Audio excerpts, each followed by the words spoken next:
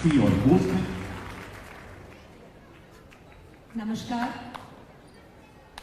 अरे भाई, 2 साल के बाद हम लोग सब मिल पा रहे हैं, ऐसे इकट्ठा हो पा रहे हैं। एक बार आप सभी का बहुत बहुत स्वागत है। आप सबके लिए बहुत बहुत तालियां। कितना अच्छा लगता है ना ऐसे सब एक जगह जमा होकर जब मिलते हैं। इसको कितना मिस किया हमने। आप सभी का बहुत बहुत स्वागत है। बाबा साहब का जीवन हम सभी के लिए एक प्रेरणा है। बाबा साहब का सपना था एक ऐसा समाज जहां सबको बराबरी का हक मिले। दिल्ली सरकार ने अच्छे स्कूल और अस्पताल बनाकर, मुफ्त बिजली और पानी देकर अपने हर काम से बाबा साहब के सपनों को पूरा करने की पूरी कोशिश की है।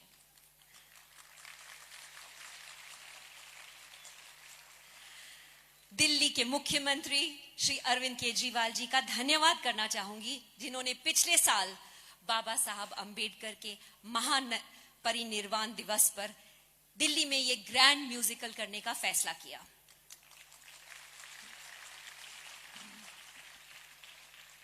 कोविड के चलते हमें इस प्रोग्राम को पोस्टपोन करना पड़ा, पर आज हमें इस शो को सभी दिल्ली वालों के सामने लाने का मौका फिर से मिला।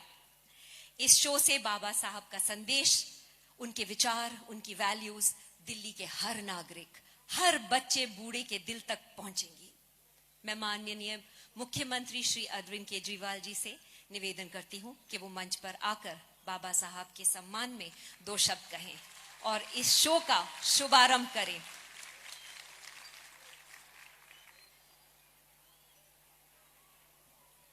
कैसे हैं?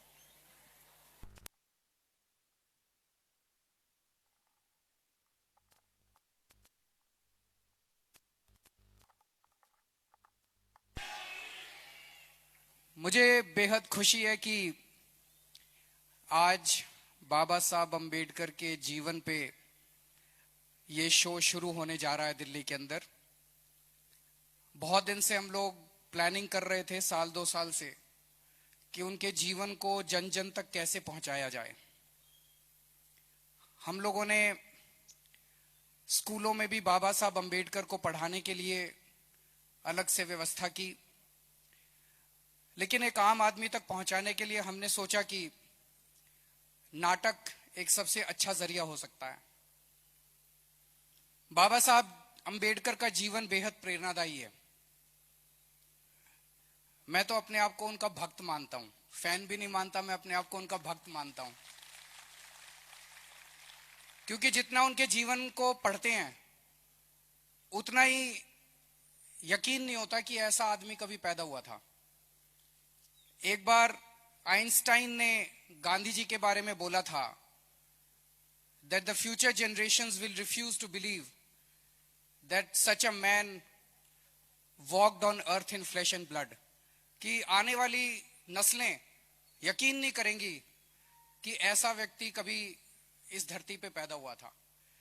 आइंस्टाइन ने ये गांधी जी के बारे में कहा था, लेकिन मुझे लगता है ये बाबा साहब अंबेडकर पे पूरी तरह से फिट होता है।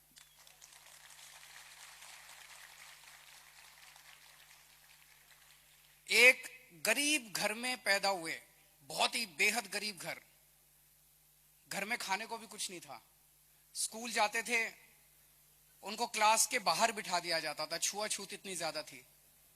वहां से निकल के वो कोलंबिया यूनिवर्सिटी में पीएचडी करने पहुंच गए, वो लंदन स्कूल ऑफ इकोनॉमिक्स में पीएचडी करने पहुंच गए। मैं सोच रहा था आज के टाइम पे 100 साल के बाद भी हमारे बच्चों को लंदन स्कूल ऑफ इकोनॉमिक्स और कोलंबिया यूनिवर्सिटी जाने में नानी याद आ जाती है, किसको एडमिशन मिलता है। और आज तो इंटरनेट का जमाना है। उन दिनों में सोच के देखो, 1914-15 के आसपास जब वो कोलंबिया यूनिवर्सिटी गए थे, पहली बात तो उनको कोलंबिया यूनिवर्सिटी का नाम ही किसने बताया, फॉर्म कहां से लिया, अप्लाई कैसे किया। मैं तो ये सोच सोच के दंग रह जाता हूं कि उस व्यक्ति ने जो अपनी जिंदगी में हासिल किया और फिर आने के बाद जो संघर्ष उन्होंने किया दलितों के लिए, गरीबों के लिए, समाज की बराबरी के लिए, वो बेहद अद्भुत है। और अंत में उन्होंने फिर देश का संविधान लिखा। उनके जीवन से एक ही संदेश मिलता है, अगर आप पूरी लगन से लग जाओ तो nothing is impossible in this world. सब कुछ मिल सकता है, सब कुछ हो सकता है।